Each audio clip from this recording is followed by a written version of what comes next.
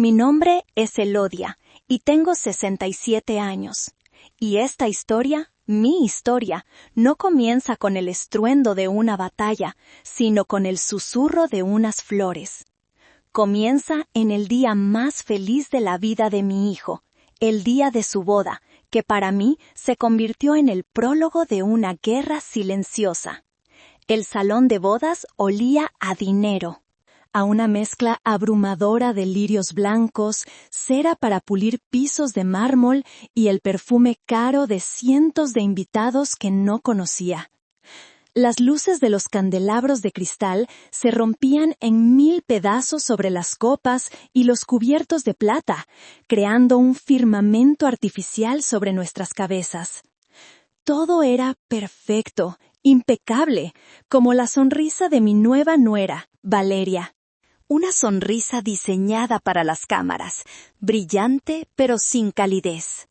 Llevaba mi mejor vestido, uno de seda azul oscuro que Ramiro, mi difunto esposo, siempre decía que hacía juego con el color de mis ojos al atardecer.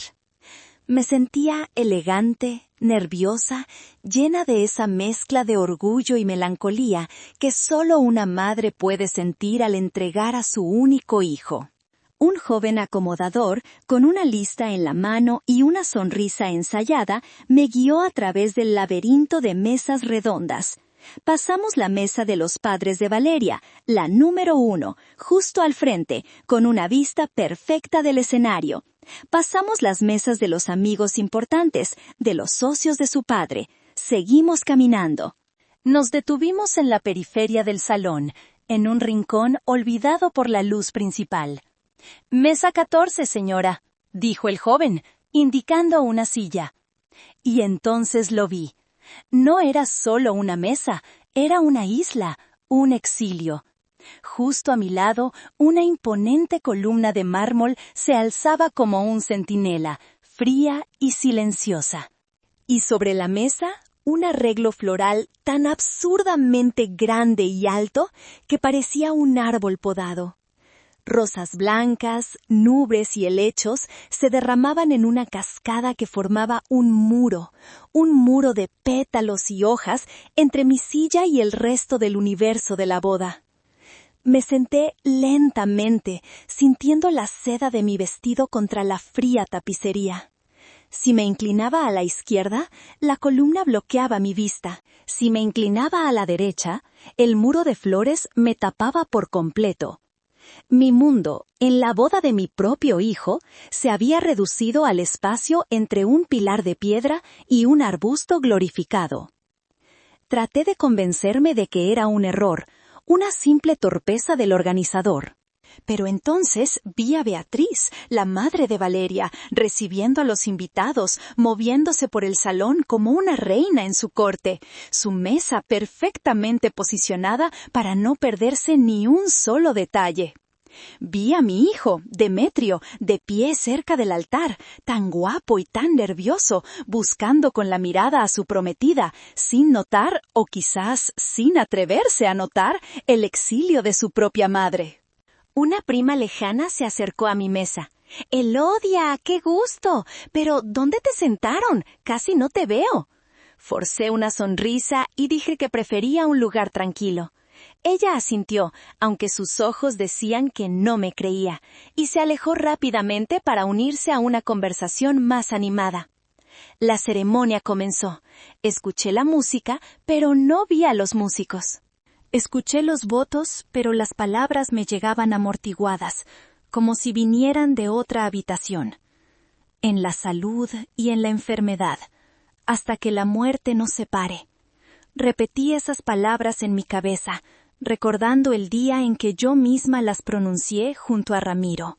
Esas palabras no eran para un salón lleno de flores y luces, eran para las noches de fiebre, para las mañanas de deudas, para la silenciosa compañía de una vida entera. Cuando el sacerdote dijo, «Puede besar a la novia», los aplausos y los vítores llenaron el salón. Yo también aplaudí, mis manos chocando contra el follaje del arreglo floral, sintiendo el rocío frío de las hojas en mis nudillos. No vi el beso. Solo pude imaginarlo. Durante la recepción, un mesero me trajo canapés y una copa de vino. Le sonreí y le di las gracias. Él era, hasta ahora, la única persona que parecía verme claramente. Comí en silencio, observando los destellos de luz que se filtraban a través de las hojas, escuchando las risas lejanas. Me sentí como un fantasma en mi propia vida, una anécdota que sería omitida en el recuento de la noche. Y fue ahí, en esa isla de soledad y flores, donde tomé la primera decisión. Había estado a punto de contarle a Demetrio y a Valeria, como regalo de bodas, el secreto que Ramiro me había dejado, el verdadero legado de nuestro trabajo. Pero mientras miraba ese muro de pétalos, un muro diseñado para hacerme invisible, entendí que el silencio era, por ahora, mi único refugio, mi única arma. No sabía cuán acertada estaba. No sabía que esa muralla de flores era solo el primer ladrillo de la fortaleza que intentarían construir a mi alrededor. Pasaron 3 días. 3 días en los que el eco de la música de la boda fue reemplazado por el tic-tac familiar del reloj de pared de mi cocina. 3 días en los que intenté sacudirme la sensación de ser una extraña, una pieza de mobiliario antiguo que ya no encajaba en la nueva y brillante vida de mi hijo. La humillación de la mesa 14 se había asentado en mi pecho como un polvo fino y amargo. Me repetía a mí misma que eran cosas de jóvenes, que Valeria estaba nerviosa, que Demetrio estaba abrumado. Buscaba excusas para ellos, como las madres hemos hecho desde el principio de los tiempos. El martes por la mañana, el sol de Puebla entraba a raudales por la ventana, iluminando las vetas de la vieja mesa de madera donde Ramiro y yo habíamos compartido miles de desayunos. Yo estaba amasando pan, con las manos cubiertas de harina, el olor a levadura llenando el aire. Era mi ritual, mi forma de poner orden en el mundo. Amasar, golpear, dar forma. Crear algo bueno y honesto con mis propias manos. Entonces sonó el timbre. Me sequé las manos en el delantal y caminé hacia la puerta, esperando ver a Caridad, mi vecina, que a veces venía por una taza de café. Pero, al abrir, la sonrisa se me congeló en los labios. Era Valeria. Estaba radiante, vestida con un abrigo color crema que seguramente costaba más que mi salario de un mes en los viejos tiempos. A su lado, un hombre que yo no conocía. Era más joven, con un traje gris impecablemente cortado, un maletín de cuero en la mano y una expresión de gravedad profesional que parecía ensayada frente a un espejo. «¡Suegra! ¡Qué bueno encontrarte en casa!», exclamó Valeria con una dulzura empalagosa. Se inclinó para darme un beso en la mejilla, un beso que se sintió frío, como el mármol de la columna de la boda. «Íbamos de paso por el rumbo y pensamos en saludarte». La mentira era tan obvia que casi me hizo reír. Nadie pasa por mi rumbo por casualidad. Mi calle era tranquila, residencial, alejada del bullicio del centro o de las zonas de oficinas. «Él es el licenciado Peña», continuó Valeria, presentando al hombre del traje. «Un amigo que nos está ayudando con unos asuntos». El licenciado Peña me extendió una mano firme y una tarjeta de presentación. La tomé. El cartón era grueso, las letras en relieve. «Un placer, señora Elodia», dijo con una voz que no admitía réplica. «Pensamos que sería bueno, ya sabes, ahora que estás sola». Valeria bajó la voz, adoptando un tono de falsa preocupación. «Ayudarte a organizar algunos papeles. Cuestiones de protección, para que no tengas que preocuparte por nada». La palabra protección. De nuevo, sonaba aún más siniestra que la primera vez. Me hice a un lado, casi por inercia, y los dejé pasar. Entraron en mi casa como si fueran los dueños. Valeria miró alrededor, su mirada deteniéndose un instante en los muebles de madera maciza que Ramiro había construido. El licenciado Peña, sin embargo, tenía la vista fija en su objetivo, la mesa de la cocina. «Si no le molesta, podríamos sentarnos aquí un momento», dijo él, señalando la mesa donde aún reposaba mi masa de pan. «Será muy rápido». No me dieron opción. Puse la masa a un lado y observé, en un silencio que se sentía denso, cómo el abogado colocaba su maletín sobre la madera, lo abría con un clic satisfactorio y sacaba una carpeta gruesa y abultada. La deslizó por la mesa hasta detenerla justo frente a mí. En la portada, en letras grandes y negras, se leían 2 palabras que hicieron que se me helara la sangre en las venas: poder notarial. Valeria se sentó a mi lado, poniendo una mano sobre mi brazo. Su tacto era ligero, pero sentí el peso de sus intenciones. «Es solo una formalidad, suegra», susurró.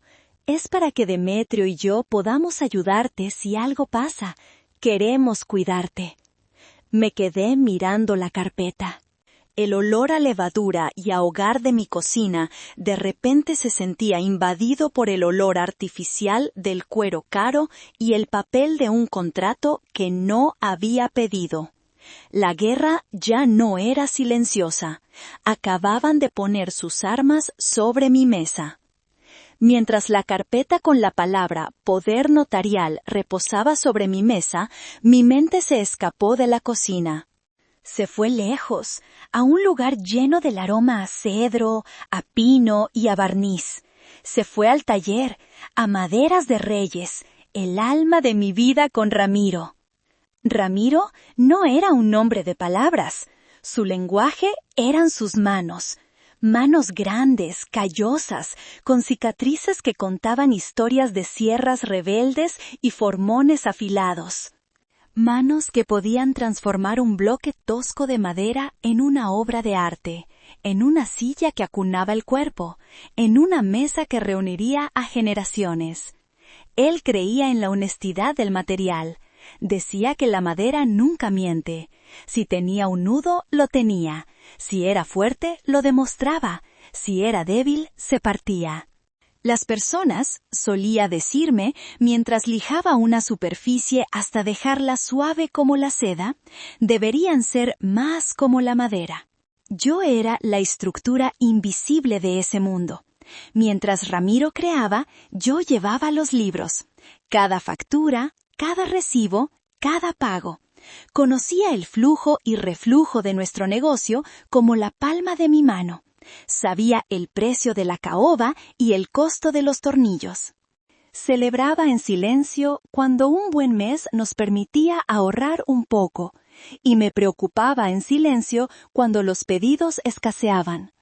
Éramos un equipo, una estructura de 2 pilares que se sostenían mutuamente. Nuestro hijo, Demetrio, creció entre el aserrín y los libros de contabilidad. De niño, intentó seguir los pasos de su padre. Ramiro, con una paciencia infinita, le enseñaba a usar el martillo, a leer las vetas de la madera. Pero Demetrio no tenía el toque, ni la paciencia. Sus manos eran más delicadas, su mente más inquieta. Y siempre estaba la sombra de su padre. Ramiro era un hombre bueno, un gigante amable, pero su talento era tan inmenso, sus estándares tan altos, que sin quererlo proyectaba una sombra enorme. Veía a Demetrio luchar por igualar su destreza, frustrarse y finalmente rendirse. «No todos nacimos para esto», le decía Ramiro con amabilidad, pero yo veía en los ojos de mi hijo la pequeña herida de no poder estar a la altura del hombre que más admiraba. Quizás por eso Demetrio siempre buscó complacer, siempre evitó la confrontación. Era su manera de encontrar su propio valor, no a través de la creación, sino de la aprobación. Cuando Demetrio nos presentó a Valeria, recuerdo la mirada de Ramiro. No dijo nada en ese momento. Pero esa noche, mientras estábamos sentados en el porche, viendo las estrellas, me tomó la mano. Su piel era áspera contra la mía. «Cuidado con las superficies muy pulidas, Elodia», me dijo en voz baja. «¿A qué te refieres?», le pregunté. Él suspiró. «A veces, el brillo más intenso es solo un barniz muy fino que esconde una madera barata por debajo». Esa fue su sentencia. Nunca más volvió a hablar mal de ella, por respeto a Demetrio. Pero yo sabía lo que pensaba. Él veía la estructura, no la fachada. Veía la impaciencia en su sonrisa, la ambición en sus ojos. Veía que Valeria no admiraba a Demetrio por quien era, sino por lo que ella creía que él podría llegar a ser o a tener. Y Ramiro, mi sabio y silencioso Ramiro, empezó a prepararse. No para una pelea, sino para protegerme de una. Siguió trabajando, siguió ahorrando, pero algo cambió en la forma en que gestionaba nuestro dinero. Empezó a tener reuniones con un viejo amigo, el licenciado Soto, a hablar de inversiones a largo plazo, de estructuras legales. Yo no preguntaba mucho. Confiaba en él ciegamente. Creía que estaba asegurando nuestro retiro. No sabía que en realidad estaba forjando una armadura para mí. Ahora, sentada frente a esa carpeta, el recuerdo de la advertencia de Ramiro era tan claro, tan nítido, que casi podía oler el cedro del taller en mi propia cocina. El barniz brillante de Valeria estaba sobre mi mesa, y yo estaba a punto de descubrir qué tipo de madera se escondía debajo. Mi hijo, el centro de mi universo durante tantos años. Mientras el licenciado Peña comenzaba a hablar con una voz monótona y legalista sobre los beneficios de la planificación patrimonial anticipada, yo no lo escuchaba. Estaba mirando a través del tiempo, viendo a mi hijo en diferentes etapas de su vida, buscando pistas, buscando al niño que conocía en el hombre que apenas reconocía. Lo vi a los 6 años, con las rodillas raspadas, corriendo hacia mí en el parque. Un niño más grande le había quitado su pelota. Demetrio no peleó, simplemente se quedó allí, con los ojos llorosos esperando que yo resolviera el problema. Y yo lo hice, siempre lo hacía. Marché hacia el otro niño, le hablé con firmeza y recuperé la pelota. Demetrio me abrazó, su carita enterrada en mi falda, como si yo fuera la muralla que lo protegía del mundo. Quizás lo fui demasiado. Lo vi a los 15, tratando de ensamblar un mueble que había comprado. Las instrucciones eran confusas, las piezas no encajaban. Se frustró, golpeó la madera con el puño y estuvo a punto de rendirse. Ramiro se acercó, no para hacerlo por él, sino para sentarse a su lado. «La paciencia es la primera herramienta del carpintero, hijo», le dijo. «Lee el plano, entiende la estructura y luego actúa». Estuvieron horas juntos y al final el mueble quedó perfecto. Pero la lección, me temo, no caló tan hondo como la madera. Demetrio aprendió a seguir instrucciones, pero no a crear el plano. Y lo vi a los 30 y tantos, enamorado de Valeria. Sus ojos brillaban de una manera que nunca antes había visto. Ella era todo lo que él no era, audaz, decidida, socialmente ambiciosa. Él la admiraba, la idolatraba. Veía su ambición como una fortaleza, su determinación como una virtud. No veía, como Ramiro, que esa determinación no tenía brújula moral, que esa ambición era un apetito insaciable. Cuando nos anunció que se casarían, la alegría que sentí estaba teñida de una preocupación que no me atrevía a nombrar. Le di mi bendición, por supuesto. Abracé a Valeria y le di la bienvenida a la familia. Pero en mi corazón, una pequeña voz me susurraba las palabras de Ramiro. «Cuidado con las superficies muy pulidas». El problema con Demetrio nunca fue la maldad. Su corazón era bueno, lo sé. El problema era su deseo abrumador de paz, de armonía. Odiaba la confrontación más que a nada en el mundo. Y para evitarla, estaba dispuesto a ceder, a comprometerse, a doblarse hasta casi romperse. Valeria, con su personalidad dominante, se convirtió en el centro de gravedad de su vida. Él orbitaba a su alrededor, y para mantener esa órbita estable, para evitar las tormentas de su desaprobación, estaba dispuesto a ajustar su rumbo, incluso si eso significaba alejarse de su propio puerto, de su propia madre. Mientras el abogado hablaba de incapacidad y toma de decisiones, yo miraba a mi hijo. No estaba mirando al hombre que se casó hace 3 días. Estaba mirando al niño del parque, al adolescente frustrado. Estaba mirando a un hombre que había pasado toda su vida buscando la aprobación de un padre, al que nunca pudo igualar, y que ahora buscaba desesperadamente la aprobación de una mujer a la que temía decepcionar. No era un villano en esta historia. Era algo quizás más triste. Era un cómplice de su propia debilidad y ahora de la codicia de su esposa. Y yo, la madre que una vez recuperó su pelota, ahora tenía que decidir si seguir protegiéndolo de las consecuencias de sus actos o dejar que, por primera vez, enfrentara la tormenta que él mismo había ayudado a crear. El amor de una madre es un instinto poderoso, pero me estaba dando cuenta de que, a veces, el acto de amor más grande no es proteger, sino soltar. La primera vez que Valeria cruzó el umbral de nuestra casa, el aire cambió. Fue un sábado por la tarde. Demetrio la trajo para presentárnosla oficialmente. Ramiro y yo estábamos en el porche, limpiando unas herramientas. Recuerdo que Ramiro se limpió las manos en su delantal de trabajo antes de estrecharla de ella, un gesto de respeto que él reservaba para pocos. Valeria era deslumbrante. Tenía una sonrisa que parecía haber sido practicada para las revistas y se movía con una confianza que rozaba la arrogancia. Llevaba un vestido sencillo, pero innegablemente caro, y un bolso de diseñador que dejó casualmente sobre una de nuestras mecedoras de madera. «Así que este es el famoso taller», dijo, su mirada recorriendo el porche, la casa, el jardín.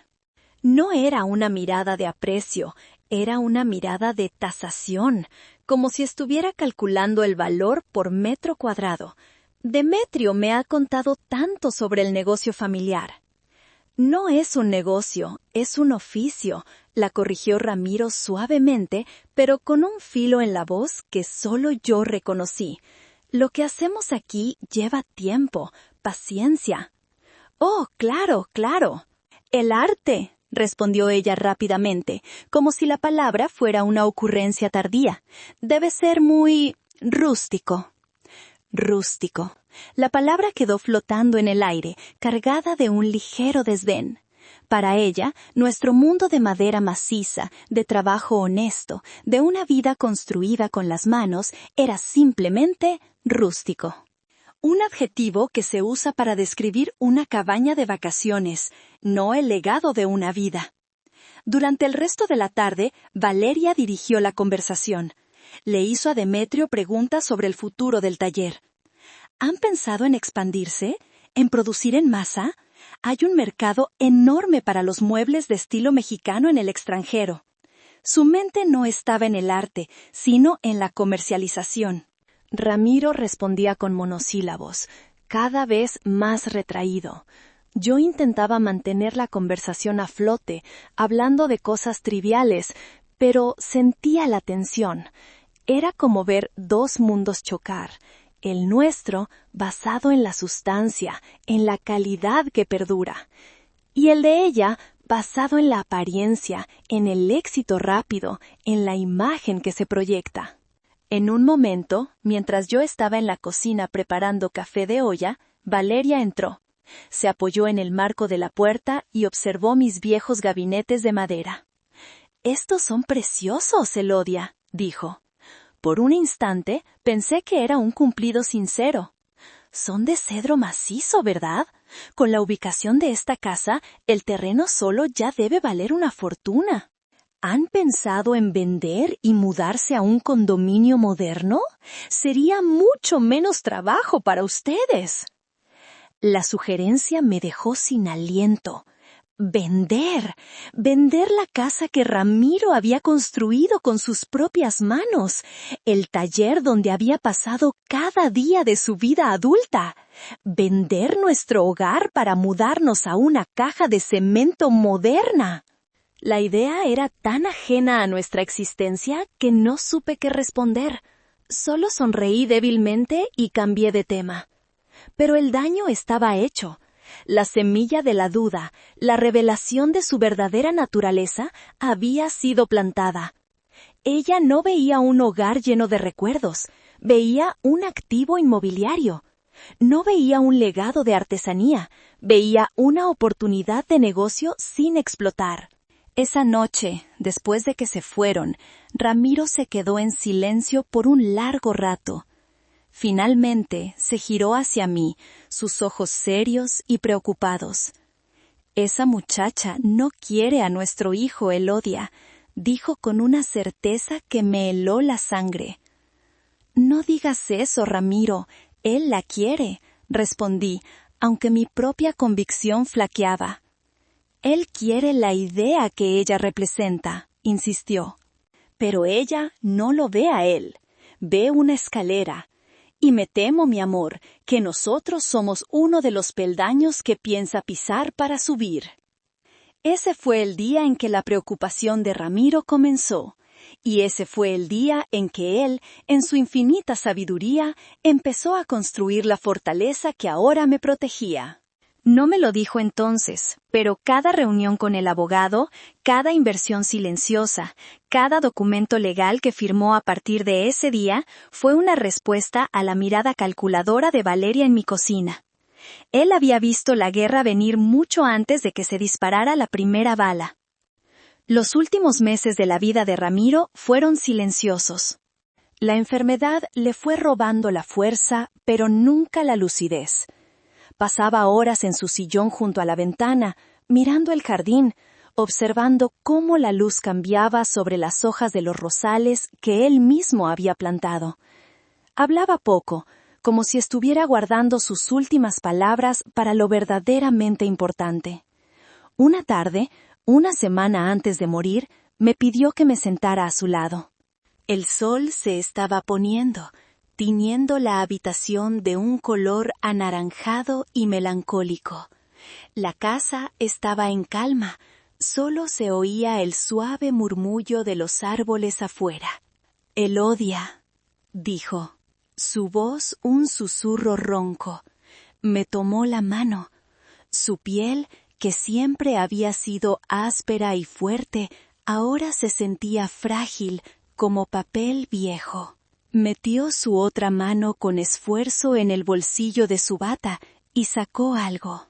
Lo apretó en su puño y luego, lentamente, lo puso en la palma de mi mano. Era una llave de bronce, vieja y pesada. No era la llave de la casa ni del taller. No la reconocí. «Guarda esto», me dijo, sus ojos fijos en los míos, con una intensidad que me sobrecogió. «Escúchame con atención, mi amor. Esta es la llave de nuestra cimentación, de todo lo que construimos juntos». Asentí, sin entender del todo. Las lágrimas comenzaron a rodar por mis mejillas. «Llegará un día», continuó, haciendo una pausa para tomar aire, «en que te sentirás presionada, te pedirán cosas, intentarán convencerte de que es por tu bien, usarán palabras bonitas como cuidado y protección». Un escalofrío me recorrió. ¿Cómo podía saberlo? «Solo quiero que me prometas una cosa, Elodia». Apretó mi mano con la poca fuerza que le quedaba. prométeme que solo usarás esta llave cuando te sientas acorralada, no cuando te lo pidan amablemente, no cuando te intenten adular. Úsala cuando sientas que están tratando de demoler tu casa, de quitarte el suelo bajo los pies. ¿Entiendes? Sus palabras eran crípticas, proféticas. No le pregunté a qué se refería. En ese momento, lo único que importaba era darle la paz que necesitaba. «Te lo prometo, Ramiro», le susurré, mi voz rota por el llanto. «Te lo prometo». Él cerró los ojos y una expresión de alivio se dibujó en su rostro cansado. «Buena chica», murmuró. «Siempre has sido la estructura, la viga maestra». Esa fue la última conversación coherente que tuvimos. Después de su muerte, el silencio en la casa se volvió ensordecedor. Cada crujido de la madera, cada rincón, me recordaba su ausencia. Guardé la llave de bronce en mi joyero, junto a mi anillo de bodas. La miraba de vez en cuando, tratando de descifrar su significado. Era una promesa, un misterio que mi esposo me había dejado. Demetrio y Valeria estuvieron muy presentes durante el duelo. Valeria se encargó de muchos arreglos, siempre eficiente, siempre en control. Demetrio estaba devastado y yo me concentré en consolarlo. En medio del dolor y la confusión, casi olvidé la advertencia de Ramiro. Casi. Pero ahora, sentada en mi cocina, con la carpeta de poder notarial frente a mí, la escena en la habitación anaranjada volvió con una claridad brutal. Las palabras de Ramiro resonaban en mi cabeza. Te pedirán cosas, usarán palabras bonitas como cuidado y protección. No me estaban pidiendo algo amablemente, no me estaban adulando. Estaban tratando de demoler mi casa, de quitarme el suelo bajo los pies, exactamente como él lo había predicho. El momento había llegado. La promesa que le hice a mi esposo en su lecho de muerte exigía ser cumplida. Tenía que encontrar la cerradura que aquella vieja llave de bronce abría. Tenía que descubrir cuál era la cimentación que Ramiro había construido para mí. Después de que Valeria y el licenciado Peña se fueran, dejando la carpeta sobre mi mesa como una bomba de tiempo, me quedé inmóvil por un largo rato. La casa se sentía fría, a pesar del sol que entraba por la ventana. El silencio ya no era pacífico, estaba cargado de tensión. Finalmente me levanté.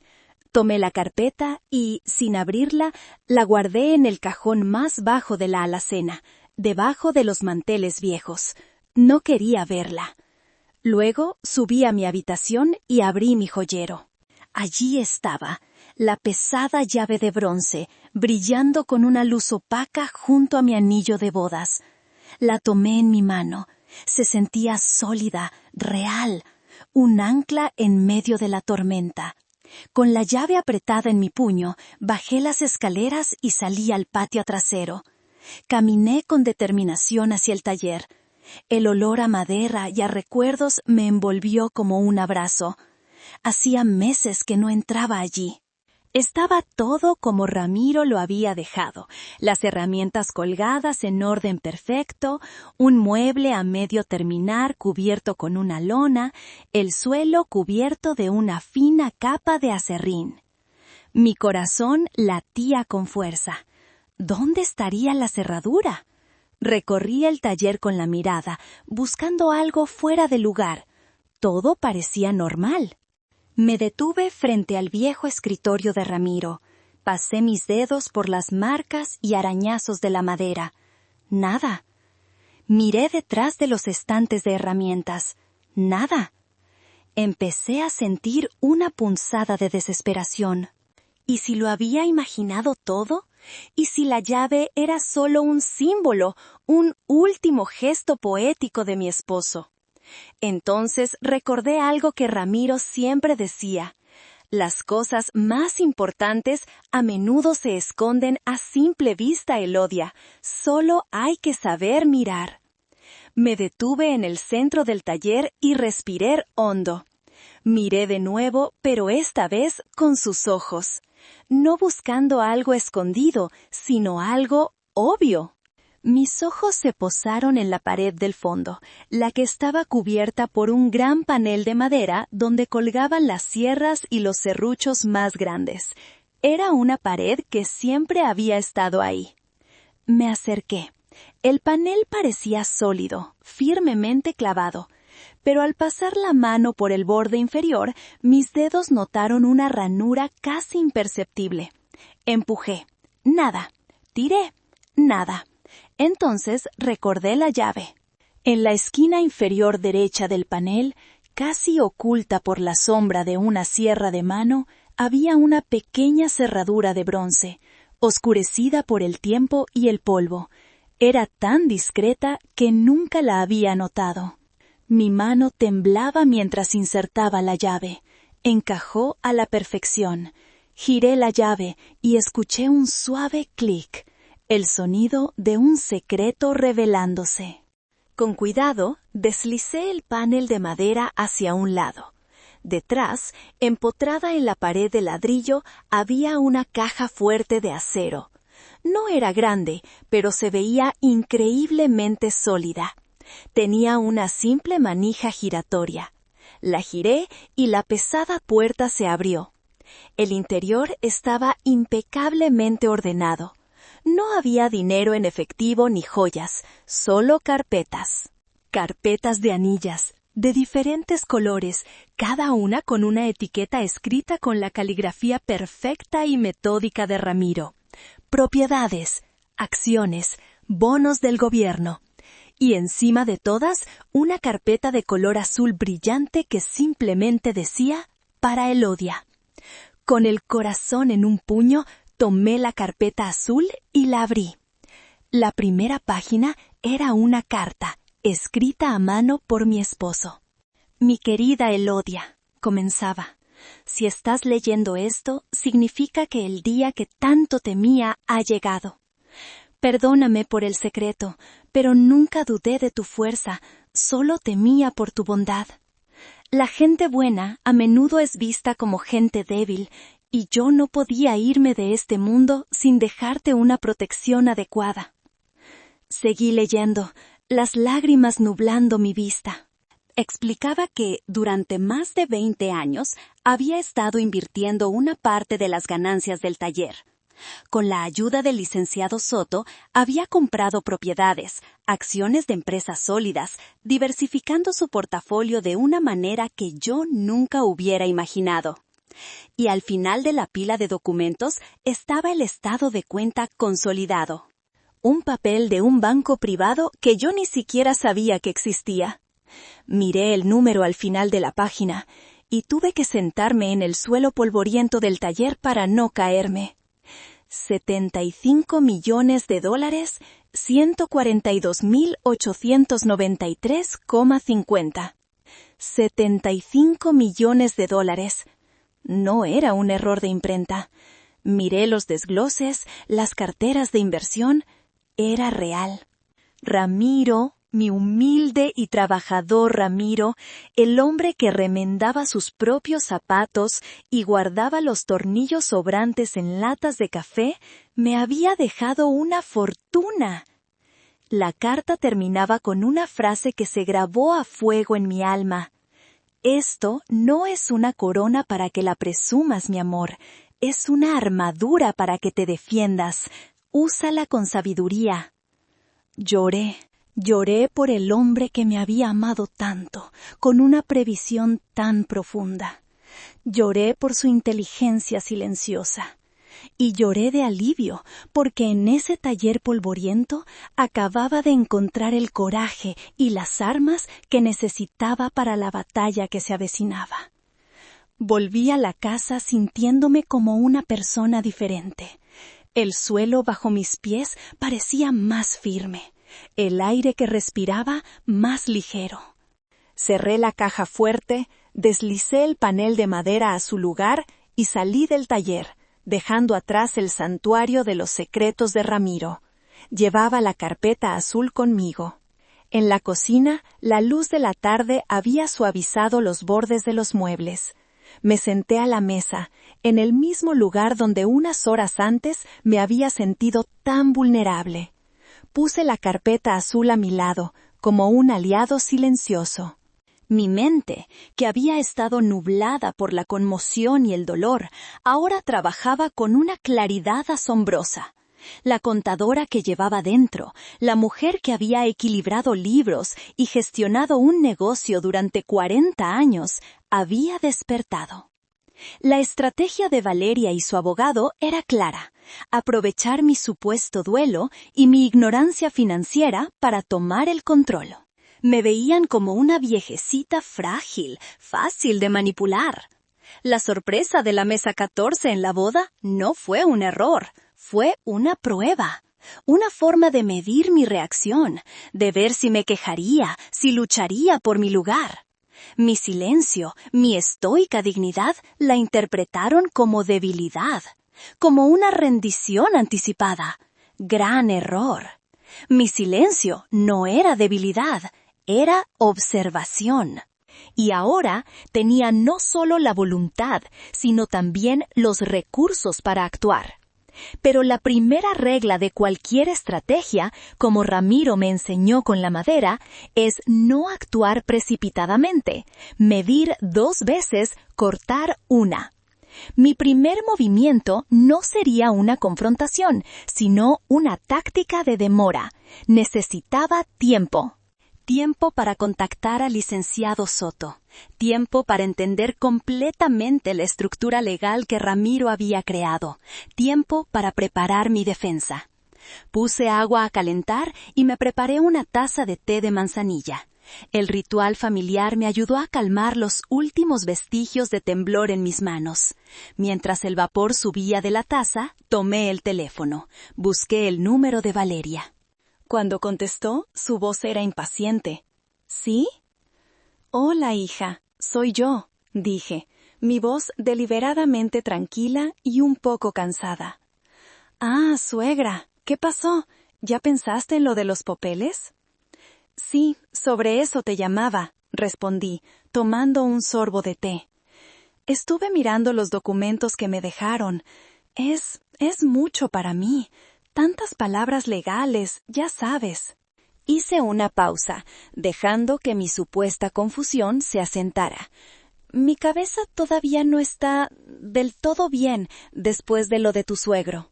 Escuché un suspiro apenas contenido al otro lado de la línea. Era impaciencia, no simpatía. Claro, suegra, lo entendemos. Por eso mismo queremos ayudarte, para que no tengas que lidiar con esto. Lo sé, hija, y te lo agradezco mucho, dije con la voz más dulce que pude fingir. Pero me sentiría más cómoda si mi propio abogado les echara un vistazo primero. Ya sabes, por tranquilidad. Él era amigo de Ramiro, lo conoce todo. Silencio, un silencio tenso. Podía casi oír las ruedas girando en la cabeza de Valeria. Rechazar mi petición la haría ver como la mala, como alguien que oculta algo. ¿Tu abogado? Preguntó finalmente, como si la idea de que yo tuviera uno fuera absurda. Sí, el licenciado Soto, un hombre muy correcto, solo que está fuera de la ciudad esta semana por un caso. Regresa el lunes. ¿Les importaría esperar hasta entonces? Le pediré que los llame en cuanto vuelva. Mentí. No tenía idea de dónde estaba el licenciado Soto, pero necesitaba ganar una semana.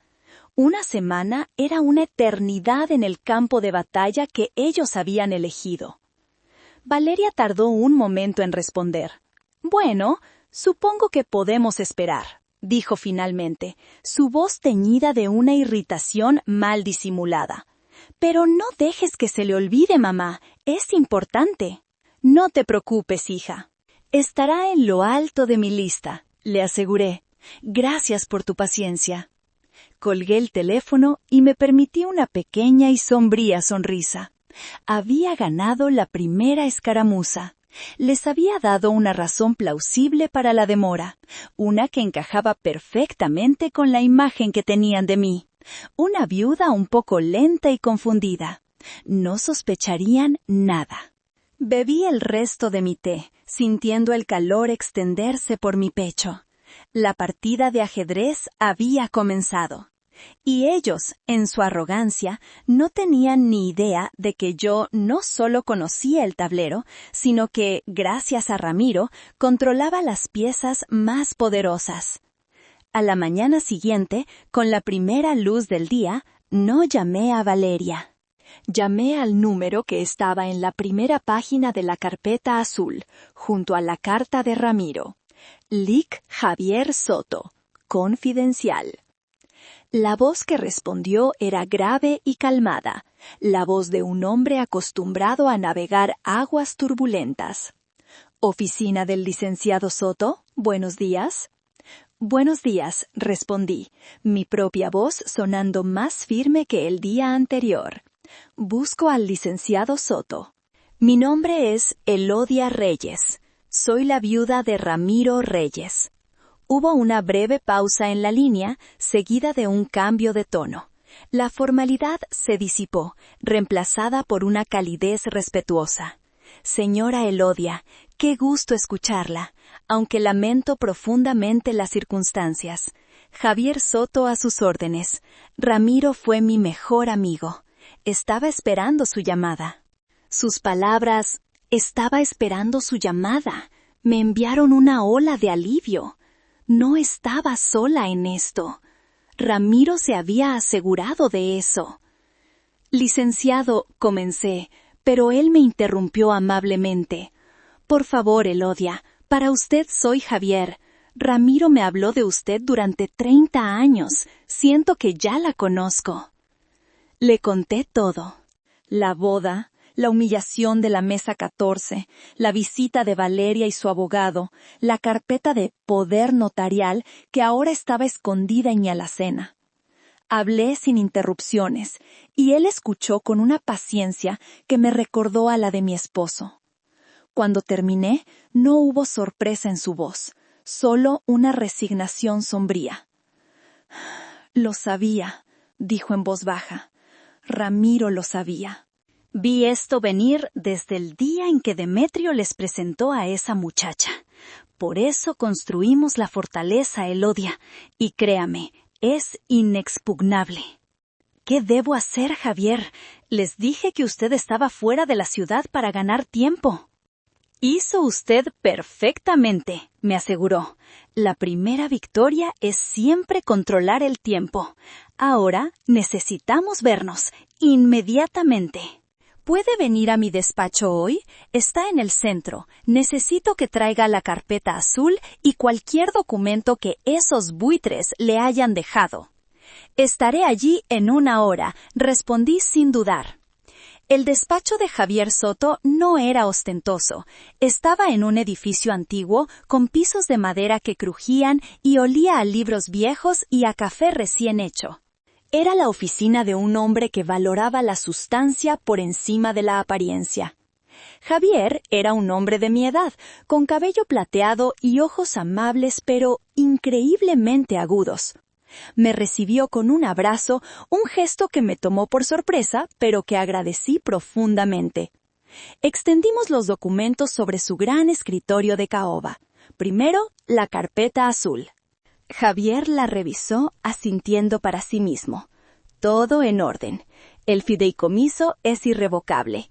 Usted es la única beneficiaria vitalicia y la administradora principal. Para cualquier cambio o para declararla a usted incapaz, se necesitaría el dictamen de 3 médicos especialistas, 2 de ellos designados por mí. Ramiro no dejó cabos sueltos. Luego examinó los papeles que Valeria me había dejado. Los leyó rápidamente, su expresión endureciéndose con cada página. «Basura», sentenció, dejando caer los papeles sobre la mesa. «Este es un poder notarial absoluto y general. Con su firma aquí, ellos podrían vender su casa, vaciar sus cuentas bancarias, todo, legalmente. Le estarían pidiendo que se borrara a sí misma de su propia vida. Es un intento de asesinato financiero, Elodia. La crudeza de sus palabras me impactó, pero también me fortaleció. Necesitaba oírlo así, sin adornos. «¿Y bien?», dijo Javier, inclinándose hacia adelante, sus ojos brillando con una luz combativa. «Ramiro construyó la fortaleza. Ahora es nuestro turno de diseñar la estrategia de defensa. Dígame, Elodia, ¿qué tan lejos está dispuesta a llegar para defender el legado de su esposo y su propia dignidad?»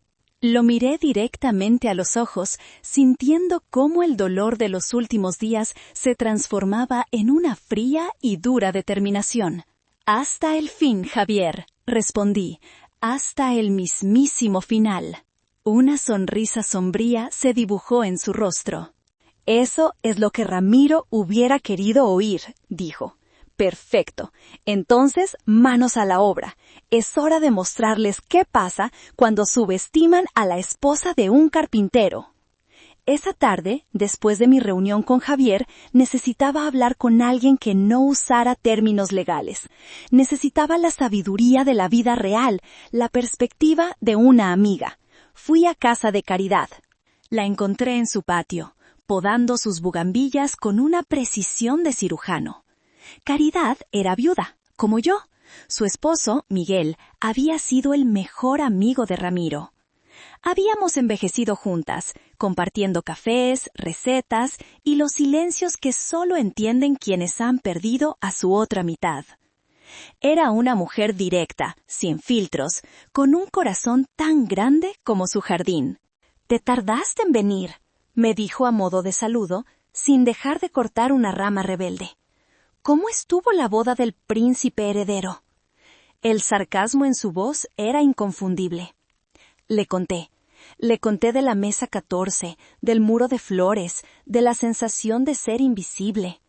Ella dejó las tijeras de podar y se giró para mirarme, sus ojos oscuros llenos de furia.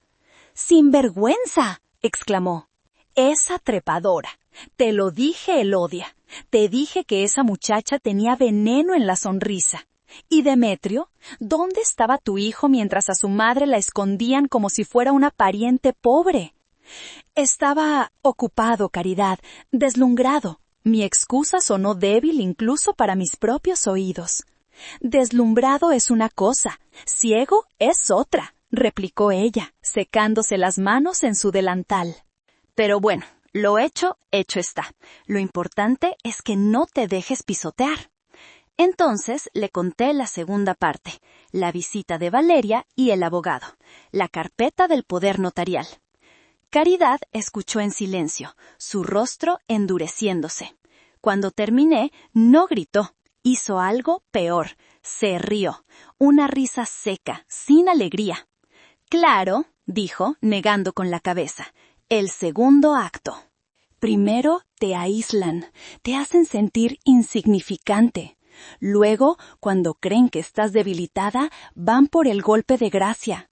Es un manual, Elodia, el manual del depredador. Creen que porque eres viuda y de nuestra edad, eres tonta. Creen que la pena te ha reblandecido el cerebro». Se acercó y me tomó de los hombros. Su agarre era firme, reconfortante. «Escúchame bien, amiga. Lo que sea que estés pensando hacer, hazlo. No dudes, no sientas culpa. El amor de madre no significa que debas ponerte de alfombra para que tu hijo y su esposa te limpien los zapatos. A veces, el amor de madre significa enseñarles una lección que nunca olviden, por su propio bien». Sus palabras eran el permiso que no sabía que necesitaba. El permiso para dejar de sentirme culpable por defender lo mío. El permiso para estar enojada. «Pero es mi hijo, Caridad», susurré, la última pizca de mi instinto maternal luchando por sobrevivir. «Sí, es tu hijo», confirmó ella, su voz suavizándose un poco. «Y porque es tu hijo, le debes la verdad. Le debes mostrar que las acciones tienen consecuencias. Si no lo haces tú, ¿quién lo hará? ¿Es arpía? lo convertirá en un pelele sin voluntad para el resto de su vida. Estás luchando por él también, Elodia, aunque él no pueda verlo ahora. Me quedé en silencio, asimilando sus palabras. Tenía razón. Esto ya no era solo sobre mí o sobre el dinero. Era sobre la dignidad, sobre el respeto. Era sobre salvar a mi hijo de su propia debilidad, de la influencia tóxica que lo estaba consumiendo. «Gracias, Caridad», le dije, sintiendo un nudo en la garganta. «No me agradezcas», respondió, volviendo a sus flores. «Solo prométeme una cosa. No vas a flaquear. Y si alguna vez sientes que vas a hacerlo, vienes aquí y te daré un coscorrón para que se te acomoden las ideas. ¿Entendido?» Asentí, y por primera vez en días, una sonrisa genuina se dibujó en mi rostro.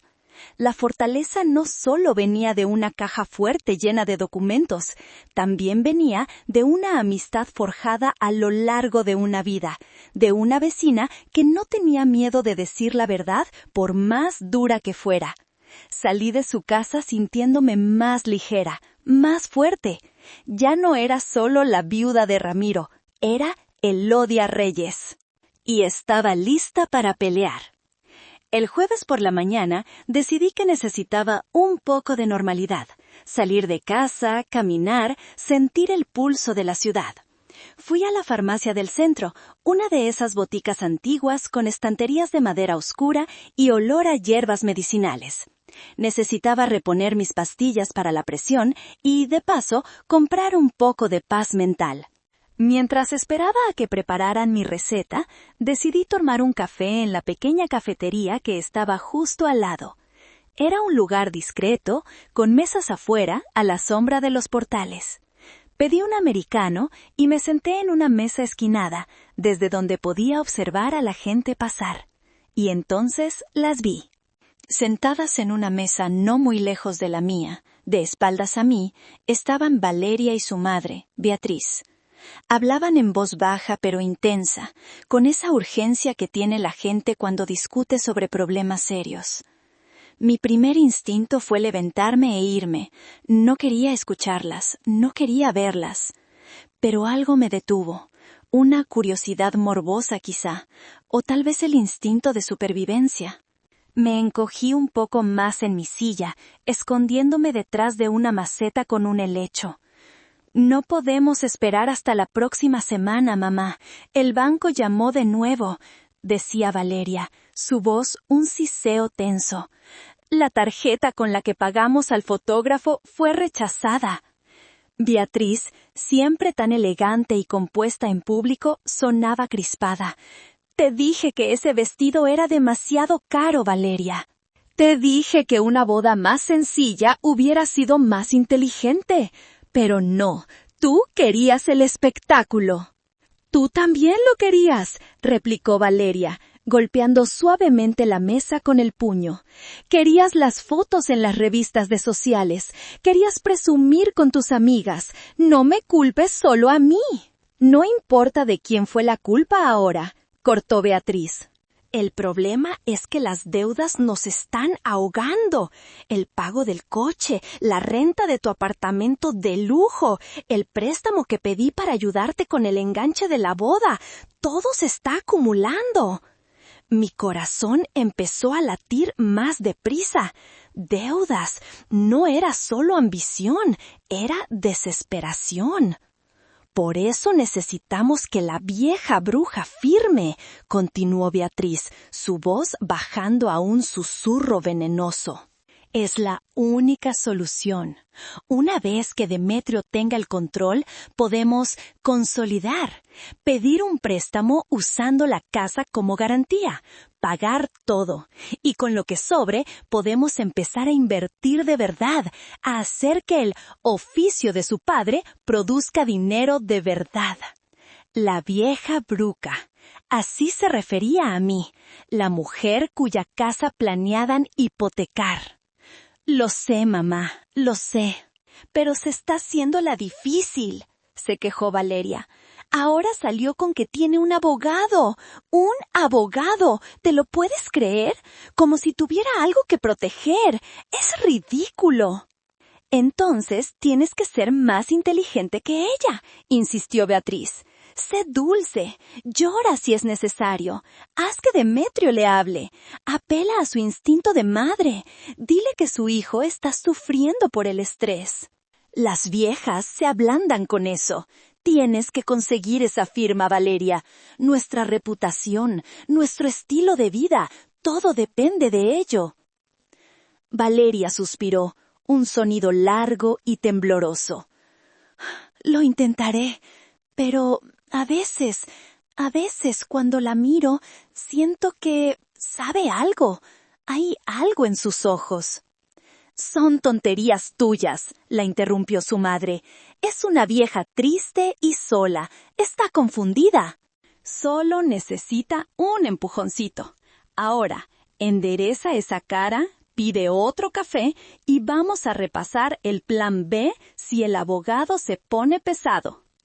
Me quedé petrificada en mi silla. Cada palabra era una daga que se clavaba en mi pecho. No era solo mi imaginación, no era una exageración.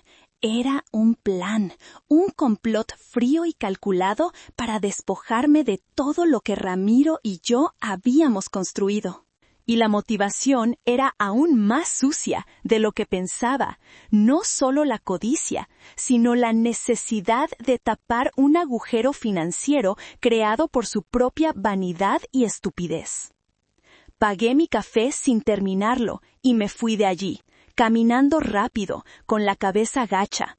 Ya no sentía solo dolor o decepción, sentía una furia helada. Una furia que no quemaba, sino que clarificaba. Me habían declarado la guerra, y ahora, gracias a su propia indiscreción, yo tenía en mis manos su plan de batalla completo. El juego acababa de cambiar. El plan B de Beatriz y Valeria no tardó en ponerse en marcha. El sábado por la tarde, Demetrio apareció en mi puerta, solo. Tenía un aspecto terrible. Había ojeras oscuras bajo sus ojos, y su sonrisa, cuando intentó una, fue una mueca triste. Llevaba en la mano un pequeño ramo de flores, una ofrenda de paz que se sentía tan falsa como el abrigo de su esposa. «Hola, mamá», dijo. Su voz sonaba cansada. «Pasa, hijo», le respondí, haciéndome a un lado. Mi voz era neutra. Después de lo que había escuchado en el café, me costaba un esfuerzo sobrehumano no dejar que la rabia se filtrara en mi tono. Se sentó a la mesa de la cocina, en la misma silla donde se sentaba de niño para hacer sus deberes. Dejó las flores sobre la mesa. Se quedaron allí, un punto de color brillante en medio de la tensión. «¿Quieres un café?», le ofrecí. «Sí, por favor». Mientras yo preparaba el café, él guardaba silencio, mirando sus manos, incapaz de mirarme a los ojos. El silencio se alargaba, pesado e incómodo. Finalmente, cuando le puse la taza delante, habló. «Mamá, he estado pensando mucho», comenzó, su voz apenas un murmullo, y creo que empezamos con el pie izquierdo el otro día». «¿Ah, sí?», pregunté, sentándome frente a él. «Sí, Valeria, ella está muy preocupada por ti, de verdad». A lo mejor fue un poco directa, pero sus intenciones son buenas. Solo quiere asegurarse de que estés bien, de que todo esté en orden. Era el discurso que Beatriz le había dictado, casi palabra por palabra. Apela a su instinto de madre. La náusea subió por mi garganta. «Entiendo», dije escuetamente. «¿Y los papeles?», continuó, tragando saliva. «Sé que te asustaron, pero son una herramienta, mamá. Una herramienta para protegernos a todos. Si te pasara algo, Dios no lo quiera, sería un caos. Con esto todo sería más sencillo. Para mí, para poder cuidarte como te mereces». «Cuidarme», repetí la palabra, saboreando su amargo veneno. Sí, dijo él, finalmente levantando la vista. Sus ojos estaban llenos de una súplica desesperada. No era la súplica de un hijo preocupado, era la súplica de un hombre atrapado, de un mensajero enviado a una misión que no quería cumplir, pero que temía las consecuencias de fracasar. Vi en sus ojos el pánico de decepcionar a Valeria, un pánico que, en ese momento, era más fuerte que su amor o su lealtad hacia mí. Decidí no seguir su juego. Decidí no hablar de abogados, ni de dinero, ni de papeles. Decidí hablar de algo que él no podía rebatir con un guión aprendido. Demetrio, dije, mi voz suave pero firme. Quiero preguntarte algo, y quiero que me respondas con la verdad. Mírame a los ojos. Él lo hizo, con dificultad. El día de tu boda, comencé, y vi cómo se tensaba. Cuando llegué al salón, me sentaron en la mesa 14. Detrás de una columna y de un muro de flores. Casi no pude ver la ceremonia. Casi no pude verte a ti. Respóndeme, hijo. Cuando viste a tu madre sentada allí, escondida, aislada, ¿sentiste que estaba segura? ¿Sentiste que la estaban cuidando? El color desapareció de su rostro. Abrió la boca para responder, pero no salió ningún sonido. Desvió la mirada, incapaz de sostener la mía. El silencio fue su respuesta. Un silencio que lo confesó todo. Confesó que lo había visto. Confesó que sabía que estaba mal. Y confesó que no había hecho nada. Yo, balbuceó finalmente. Fue la organizadora. Valeria estaba tan estresada. No te estoy preguntando por ellas, Demetrio, lo interrumpí, mi voz aún calmada. Te estoy preguntando por ti, por lo que tú sentiste. O por lo que no sentiste. Se quedó callado de nuevo, removiendo su café sin azúcar con una cucharilla. El tintineo metálico el único sonido en la cocina. La misión de Valeria había fracasado. Había venido a apelar a mi instinto de madre, y en cambio se había topado con la conciencia culpable de su esposo. No dije nada más. Dejé que el silencio hiciera su trabajo. Dejé que la vergüenza lo envolviera. Se levantó unos minutos después sin haber probado el café. «Tengo que irme», murmuró. En la puerta se giró. «Mamá, yo solo quiero que todos estemos en paz». «Yo también, hijo», le respondí. «Pero la paz que se construye sobre la falta de respeto no es paz, es una tregua, y las treguas siempre se rompen». Lo vi alejarse, con los hombros caídos, más derrotado que cuando llegó. Mi corazón se rompió un poco por él, pero supe que había hecho lo correcto. Le había devuelto la responsabilidad, le había puesto un espejo delante, y ahora dependía de él decidir si le gustaba la imagen que veía reflejada. Esa noche, la casa se sentía inmensa y vacía. La visita de Demetrio me había dejado un sabor a ceniza en la boca. Ver la vergüenza en los ojos de mi propio hijo era un dolor más profundo que cualquier ofensa de Valeria. Era una herida íntima, una falla en la estructura misma de mi vida. Incapaz de dormir, subí al pequeño cuarto que usábamos como estudio. Encendí una lámpara de luz tenue y abrí el armario donde guardaba las cajas de recuerdos. En una de ellas, forrada con papel de terciopelo azul, estaban los álbumes de fotos. Saqué el más viejo, el que tenía la cubierta de cuero agrietado. El olor a papel antiguo y a pegamento seco llenó el aire. Me senté en el suelo con el álbum abierto sobre mis rodillas. Y allí estaba él, Demetrio. Un bebé regordete con una mata de pelo negro.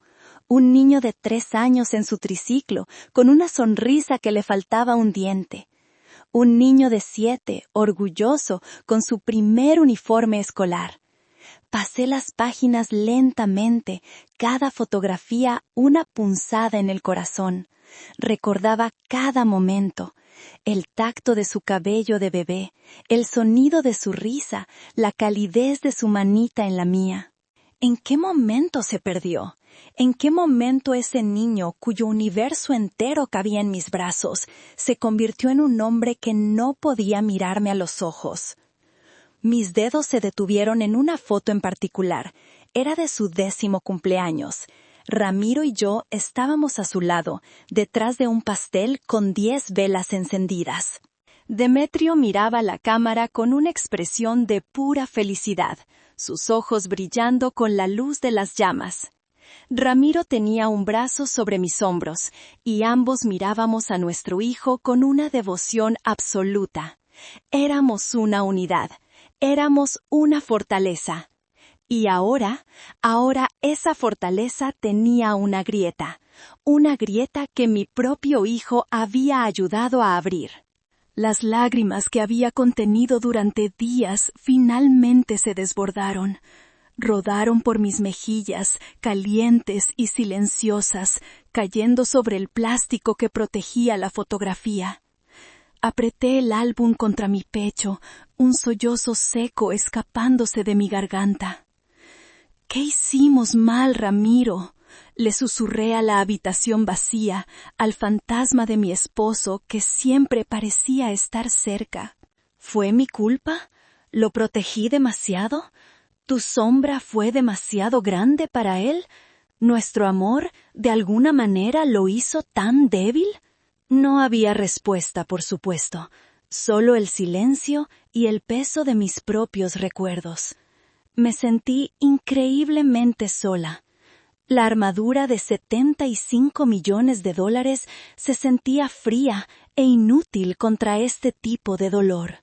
El dinero podía comprar abogados y seguridad, pero no podía reparar la confianza rota. No podía devolverme al niño de la fotografía. Por un instante, una parte de mí quiso rendirse. Quiso llamar a Demetrio y decirle: «Está bien, hijo, trae los papeles, fírmalos, toma lo que quieras, pero por favor vuelve a ser mi hijo, vuelve a mirarme como me mirabas en esta foto». El amor de una madre puede ser una fuerza irracional, un deseo de paz a cualquier costo. Casi me ahogo en él. Pero entonces mi mirada se posó en la cara de Ramiro en la fotografía, su sonrisa tranquila, sus ojos sabios, y recordé sus últimas palabras, su advertencia. Él no había construido esa fortaleza para que yo la rindiera al primer ataque emocional. La había construido precisamente porque sabía que mi punto más débil sería siempre mi amor por Demetrio.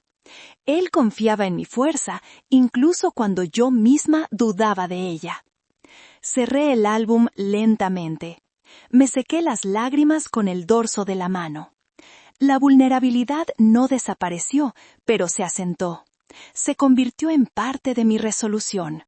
Ya no luchaba solo por mi dignidad o por el legado de Ramiro. Luchaba por la memoria de esa familia en la fotografía. Luchaba por la posibilidad de que, algún día, mi hijo pudiera volver a mirarme a los ojos, no con la inocencia de un niño, sino con el respeto de un hombre que finalmente había entendido el verdadero significado de la fortaleza. Guardé el álbum en su caja. La decisión estaba tomada. No habría rendición. La guerra continuaría. Pero ahora sabía exactamente por qué estaba luchando. Y esa razón era mucho más valiosa que $75 millones.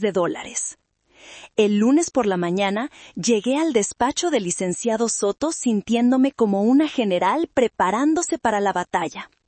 Mi momento de duda y de dolor la noche anterior había servido para templar mi espíritu. La tristeza seguía ahí, pero ahora estaba recubierta de una capa de acero. «Buenos días, Elodia», me saludó Javier, indicándome que tomara asiento. «¿Cómo te encuentras?» «Lista», respondí simplemente, y él entendió. «Perfecto. dijo, sacando una pila de documentos de un cajón. Entonces, hoy es el día en que reforzamos las murallas. No vamos a esperar a que ellos hagan el siguiente movimiento. Vamos a tomar la iniciativa. Pasamos las siguientes horas trabajando sin descanso. Fue como una clase magistral de estrategia legal. Javier me explicó cada paso con una claridad asombrosa, asegurándose de que yo entendiera no solo el qué, sino también el porqué de cada acción. Primero, la casa y el taller. Aunque el fideicomiso ya estaba establecido, había que formalizar la transferencia de los títulos de propiedad a nombre del fideicomiso. Firmé los documentos necesarios. Con esto, explicó Javier, la casa y el taller legalmente ya no te pertenecen a ti como individuo, sino al fideicomiso familiar Reyes.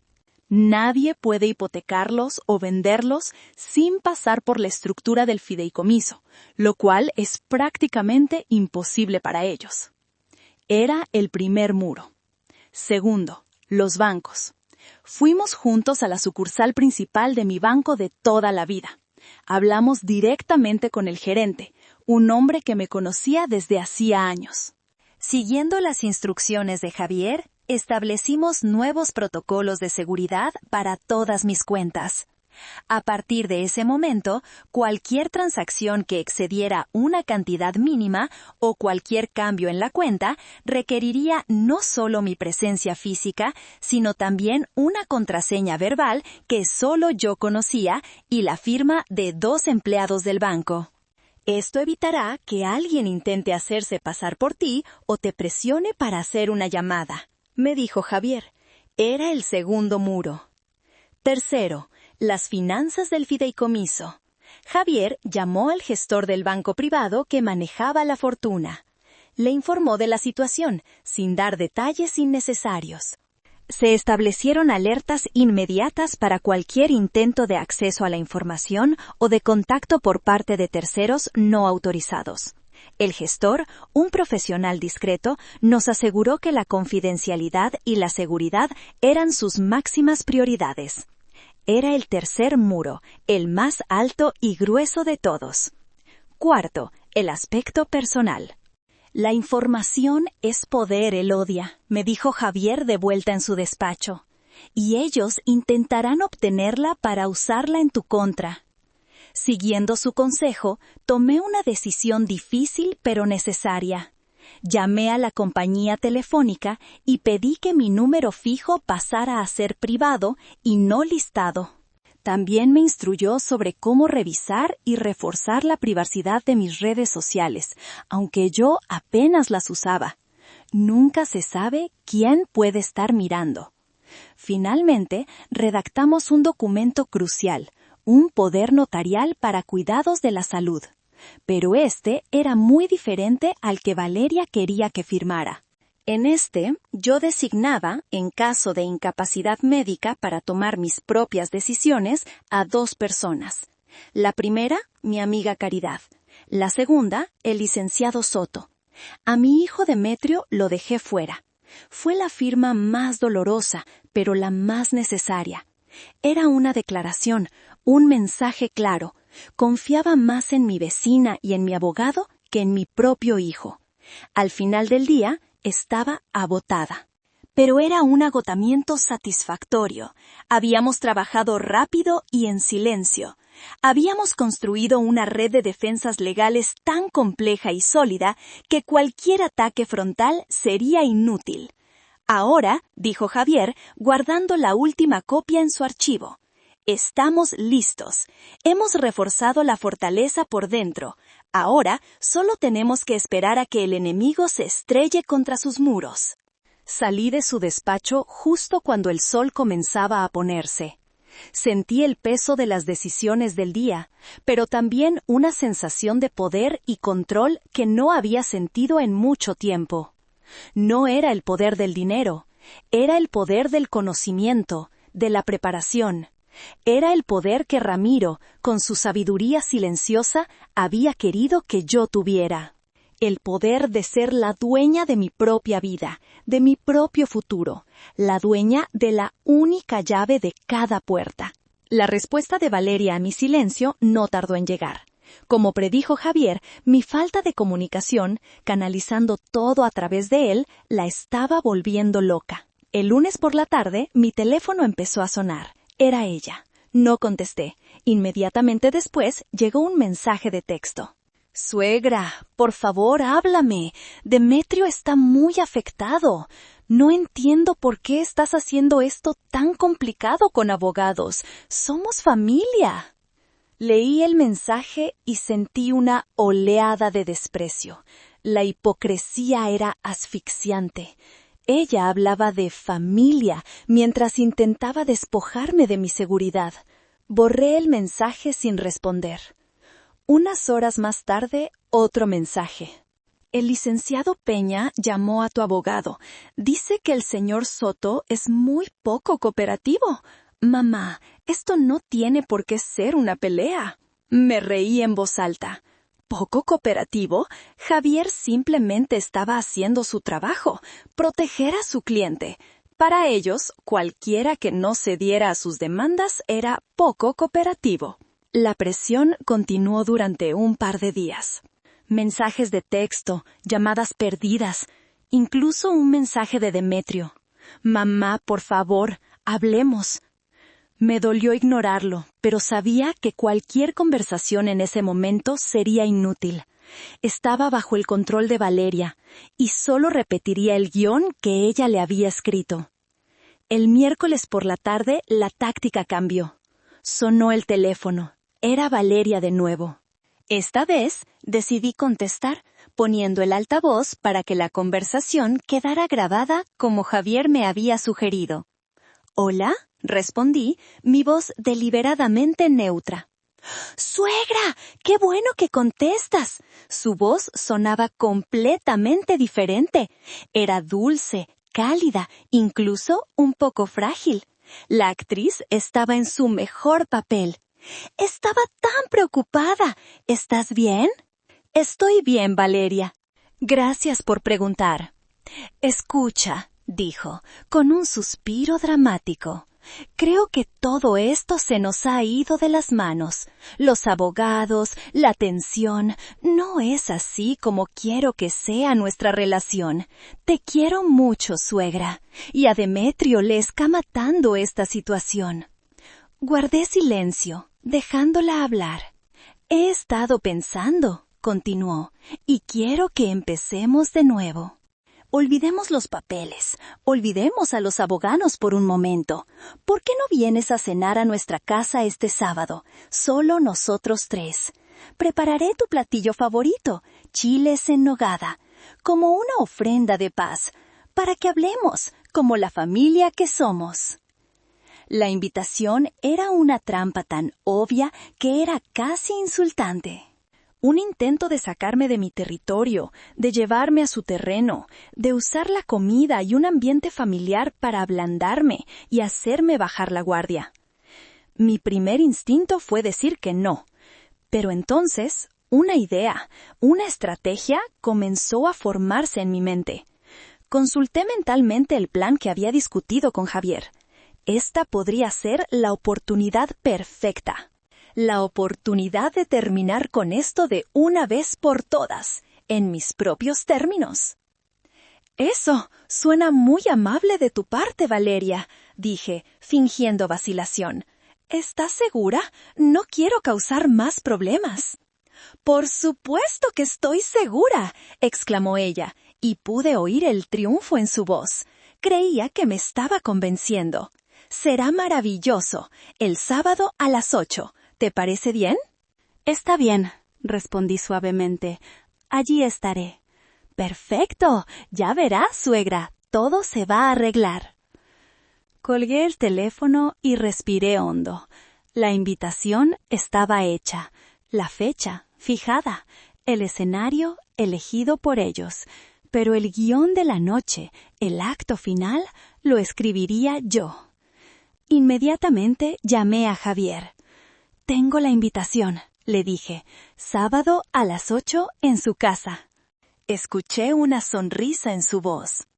¡Excelente! La leona ha sido invitada a la guarida de los lobos. No saben que la leona no viene sola. Vendrá con dientes de acero legal. ¿Qué hacemos ahora, Javier? Ahora nos preparamos. Tú disfruta de los próximos días, Elodia. Pero el sábado por la noche no irás a una cena. Irás a una coronación, la tuya. Sus palabras me llenaron de una extraña calma. El miedo se había ido, reemplazado por una sensación de inevitabilidad. El enfrentamiento era necesario.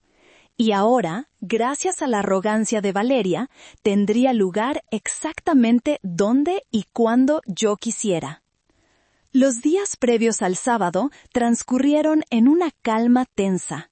Valeria me envió un par de mensajes de texto más, recordándome la cena, preguntándome si se me antojaba algún postre en especial. Respondí con amabilidad y brevedad.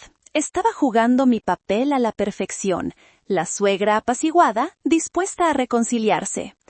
Ellos creían que su estrategia de amor estaba funcionando. No podían estar más equivocados. Mientras tanto, detrás del telón, la verdadera preparación estaba en marcha. El viernes por la tarde me reuní con Javier en su despacho por última vez antes de la cena. Sobre su escritorio no había tazas de café, sino una carpeta de cuero delgada y elegante. «Esto es todo lo que necesitas, Elodia», me dijo, deslizando la carpeta hacia mí. «Es tu arsenal». La abrí. Dentro, en micas de plástico transparente, había 3 documentos. El primero era un resumen ejecutivo del Fideicomiso Familiar Reyes. No era el documento legal completo, que tenía cientos de páginas, sino una sinopsis de una sola página, redactada en un lenguaje claro y conciso. Resaltaba los puntos clave, el carácter irrevocable, mi posición como administradora única y beneficiaria vitalicia, y la cláusula de los 3 médicos para determinar la incapacidad. Era un golpe directo y fácil de entender. El segundo documento era una copia del estado de cuenta consolidado del portafolio de inversiones actualizado a ese mismo día. Javier había pedido al banco que lo imprimiera en papel de alta calidad. El número, con sus 2 decimales, parecía saltar de la página, imponente e irrefutable. El tercer y último documento era una sorpresa. Era una copia de un informe de una agencia de investigación privada. «¿Qué es esto, Javier?», le pregunté, confundida. «Es la munición», respondió él con calma.